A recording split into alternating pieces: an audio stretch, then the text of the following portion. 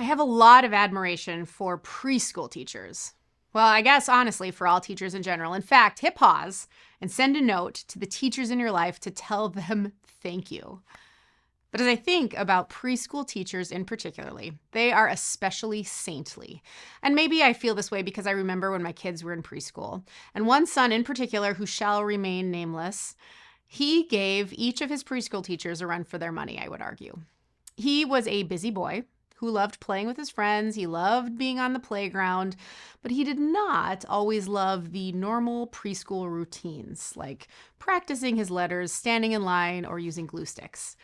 He could have, let's say, an attitude when certain things were asked of him. And if you're a teacher, you know that you can only go so far with making exceptions for that one kid.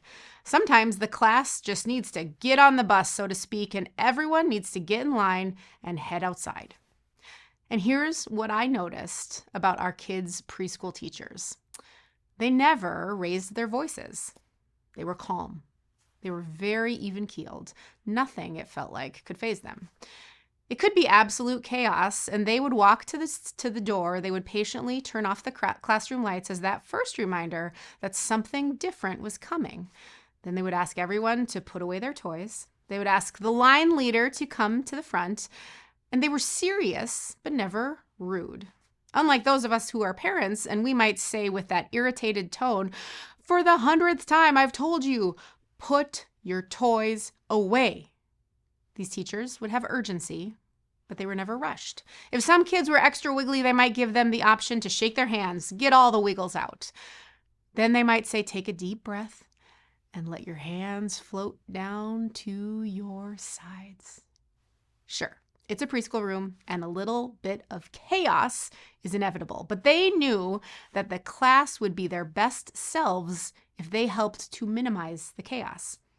And sometimes we can't minimize the chaos on our own. We need something else, someone else to help us do that.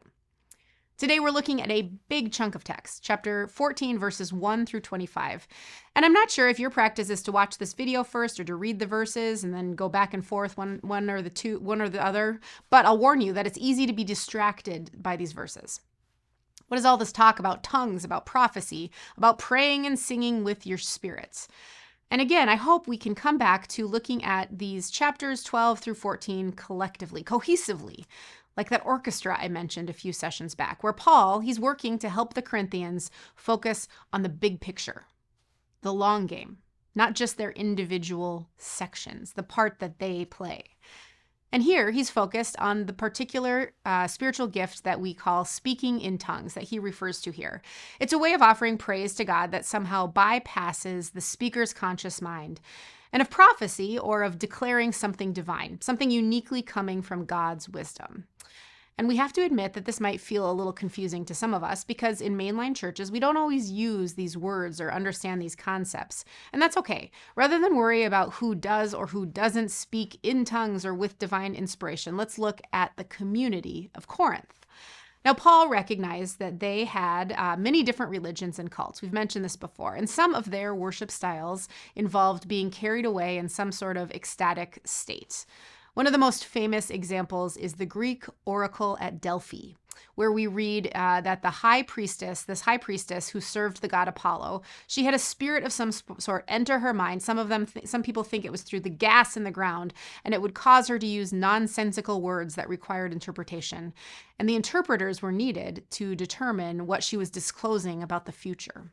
So Paul, we know he was familiar with Greek culture, yet he saw, as the Corinthians, they were forming their own Christian communities, he saw that sometimes they were falling back into old habits. In this case, he saw that they were making a show out of worship without any interpretation to go with it.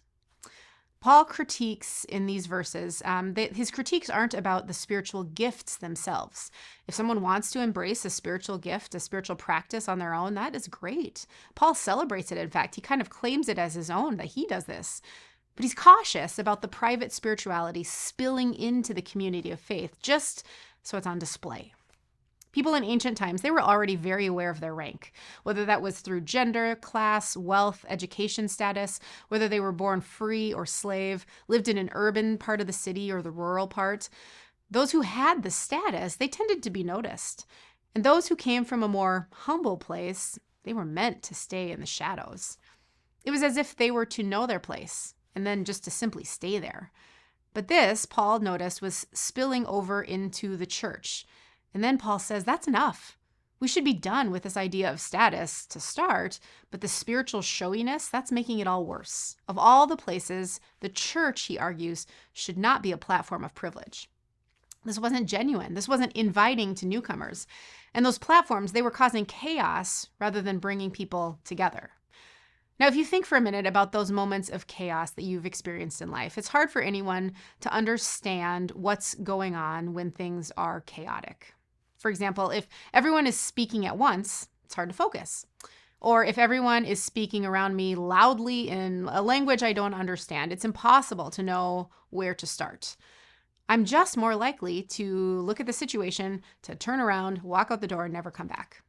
It's like we need those preschool teachers with us, turning off the lights and helping us to take a deep breath, to calm down our bodies, to calm down our minds before we head outside together. So, as you read these verses, don't get weighed down by any confusion that you feel over whether you should or you shouldn't be speaking in tongues. Instead, here are some questions that I hope can help guide your thoughts a little bit into translating them to our own context today. Number one, where do you see chaos pushing other people away from a life of faith? And number two, how could the church do a better job of helping everyone feel welcome and to understand the story of Jesus?